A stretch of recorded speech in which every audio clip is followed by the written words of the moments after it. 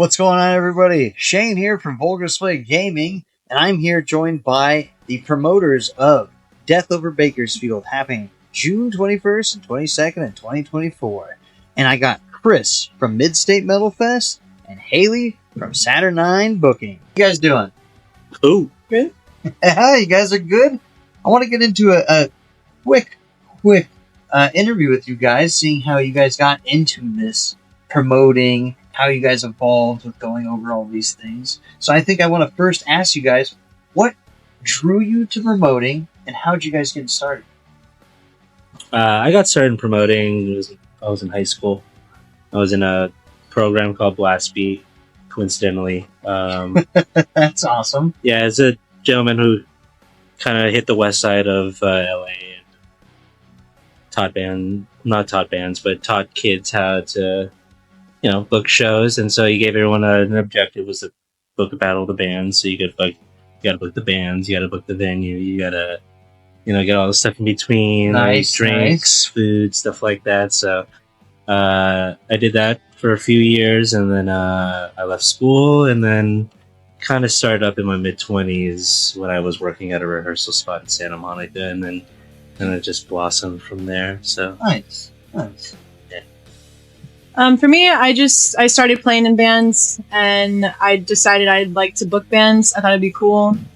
I wanted more Doom shows, and so I started to book my own shows so I could kind of choose my own bands that were going to play the shows. Oh yeah, that's awesome. So what, if I may ask, drew you guys to heavy music in particular? Because that's why we're all here, we're gathered here for our love of heavy music, whether it be death metal or grindcore or doom.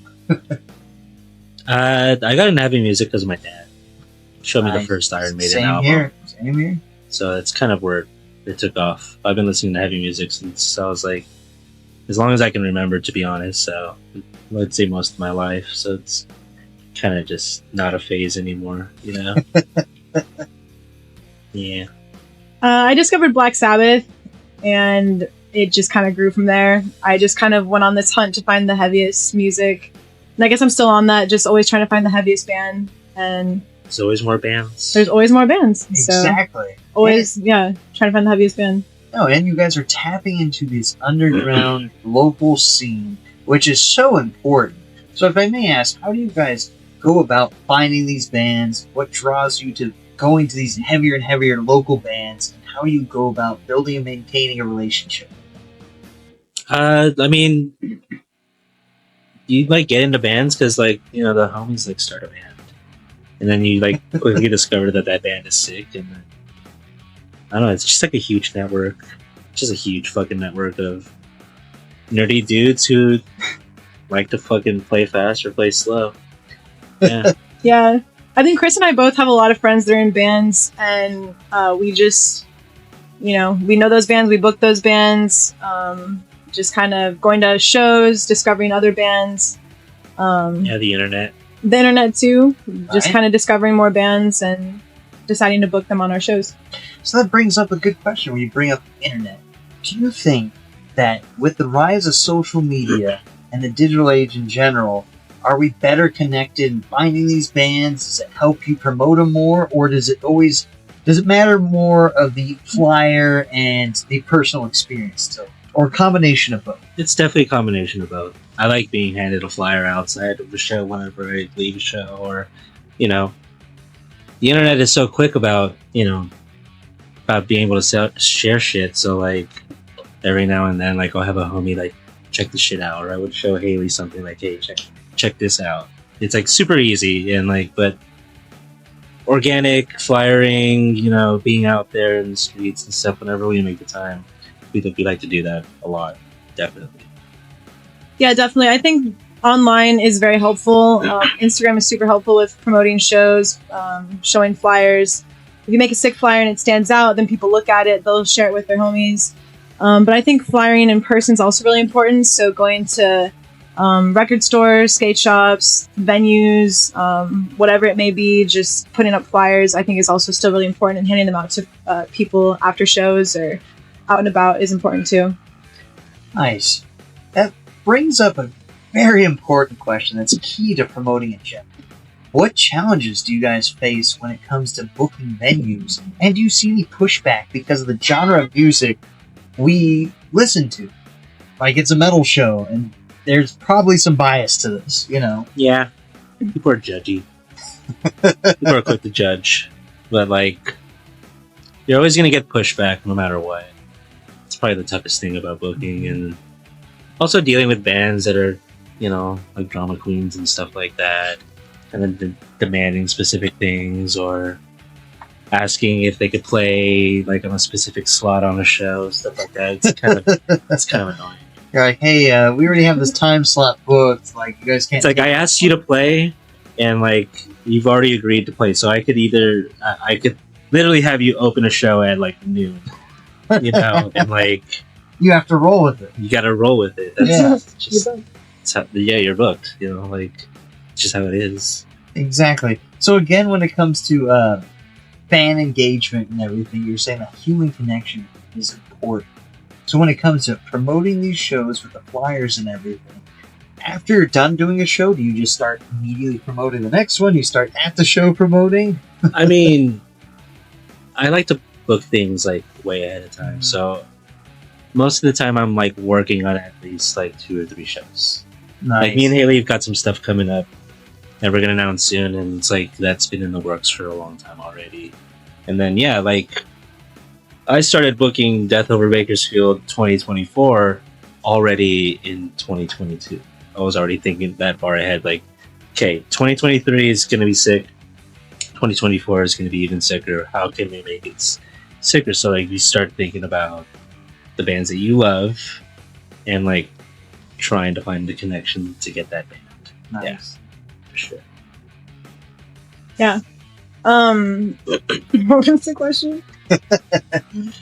Pretty much how far in advance, I guess that's the general question, do you go about booking shows? Oh yeah, pretty far in advance. I mean, it has to at least be like, you know, months in advance. I mean, you have to be able to secure the venue, which takes a lot of time, and you have to secure the bands, of course, which a lot of bands have different things going on. They might be going on tour, so you have to be able to have them secured as well.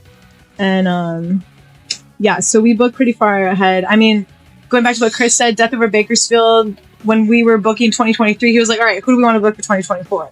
And I'm like, okay, I got a list. Yeah. So we would start to go off of that, and then we were already hitting up bands to play 2024 before 2023 even ended.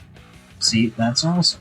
Yeah, I had the first 4 bands already, like, probably a month before the actual fest for, like, the next year already. Yeah. So again, we keep talking about local shows and how it goes with promoting and everything. So where do you guys see the future of local shows heading, as well as these bands trying to tour and make a living off of music, pretty much? How do you see all this still coming to effect? Local shows matter, right? They do matter. Definitely. And, like, the one important thing that's missing, at least in Los Angeles, is, even though, yeah, there's spots like this everywhere, but, like, all ages is probably the most important thing. That's your demographic. It's the fucking kids. That kid's gonna get stoked. He's gonna probably pick up an instrument. He's gonna start a band, and then a couple years down the road, you've got another band to book. You know, it's the most essential thing to the whole thing, like the whole matter, and, like, the fact that there isn't much of that here in Los Angeles is what drew me to go out of town and start doing shows like in Bakersfield or in Atascadero, because, like, the kids come out in numbers. The kids come out, they get stoked. They rage it super hard. It's like one of the best feelings and one of the best things to see, like, kids raging it at your shows. But that's where it all is. It's the kids. Yeah, definitely that. Going back to your question, I think the scene, like, where bands are going to be going, there's definitely several bands in the LA scene that are going far already and going to keep going further. They're already going on big tours and playing with pretty big bands. So I think it's only going to progress from there, with more bands coming up in the scene and going out and playing bigger shows and getting booked on bigger fests as well. That's awesome. That's awesome. I completely agree with you. The local scene is key and vital to any genre of music, well, especially when it comes to metal. Keeping our scene alive starts with the younger generation.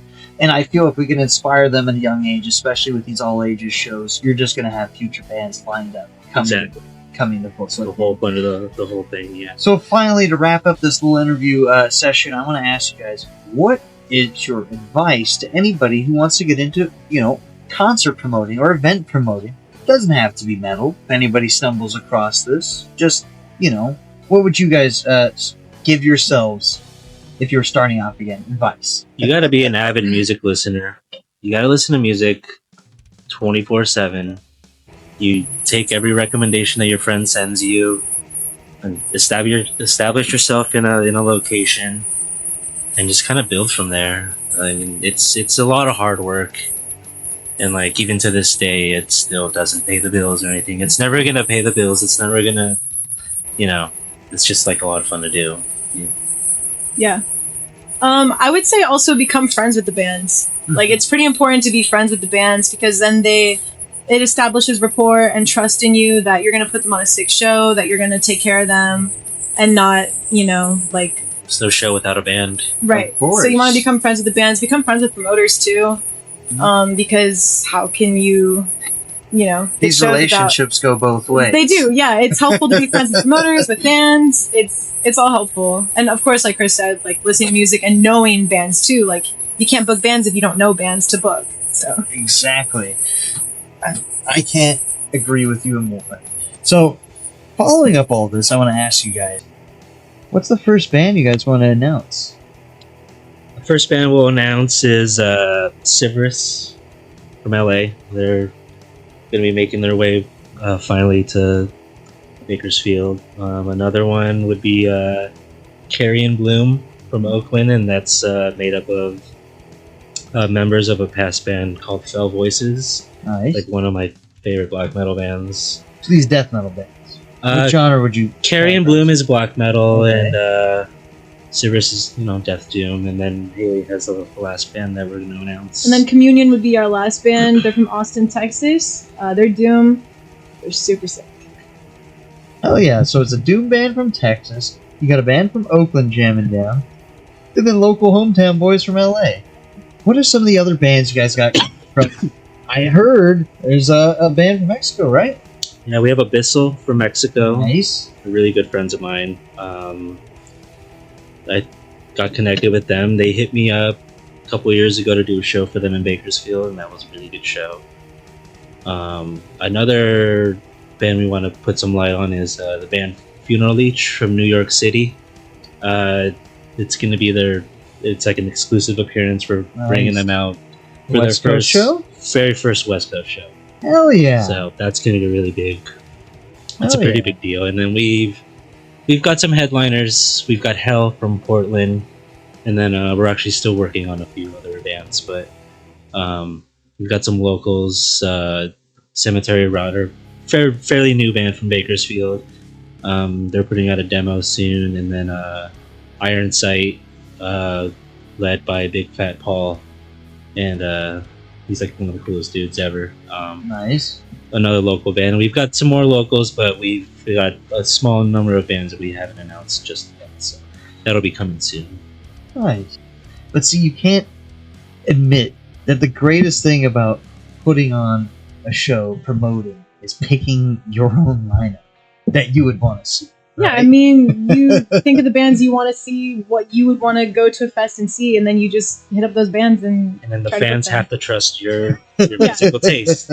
Yeah, they just have to trust it and go with it. But we also listen to what the fans want to see. Like, Chris took a poll last year of like who they want to see. I walked around the fest with like a little notebook, and I was just talking to people, like asking who they want to see. So we also listen to people too. It's not just about like what we want, but what other people. You have to find that balance. Yeah, totally. Like what other people want to see, who they want to come out and like watch. So. Especially with your again, we had a black metal band, a death metal band, and you have a doom band. Your genres are at least. It's pretty multi-genre show. Great. We've got everything from power violence to crust, death metal, black metal, something for everybody. Grindcore. That's awesome. Hey, so, final question. What are you guys bringing to Death Over Bakersfield this year? Talking about 2024 as opposed to 20. One thing is it's going to be a lot bigger. It's going to be longer. Instead of the stages being up and down, they're going to be across from each other in this really big fucking alley. We're going to have a few more live artists, a few more vendors, some food trucks. Jerry's Pizza will be set up with a full bar, as well as curating some of the Grumpy's brewing beers Nice. that they'll be providing for the fest. Nice. Also. And Shane will be set up there with an arcade with all the band merch and stuff. I'll have a few machines out there. Come say hi. I think that's a nice little twist to kind of entice all the gamer kids to come out. Yeah. And all that. I'm not particularly into video games, Well, but I'm definitely gonna that's have like yeah, something that like they'll be like fucking definitely gonna have the classics. So you can have Street Fighter 3 and probably Marvel vs. Capcom stuff like that. What are you looking forward to, Haley? Some of the bands we have playing, definitely looking forward to them. Like Chris said, it's gonna be bigger, it's gonna be better. We're gonna have more going on and just more fun than just music. It's gonna be a whole experience. Hell yeah. Glad to hear that. Well, guys, I appreciate you guys coming down and talking about this festival with me. So I want to say to everybody watching this, please stick around. Stay tuned for what we have in store. Anything you guys want to say before we sign off? come to the fest. Tickets are on sale now, pre-sale. MyAnifiedTix.com. We've got a small amount of early bird 2-day passes. You get to see over 20 bands for only $30. Crazy deal. That is a killer deal right Pretty there. insane. We'll have all these links down below in the description. So again, thanks for stopping by. Stay tuned right here. Thank you.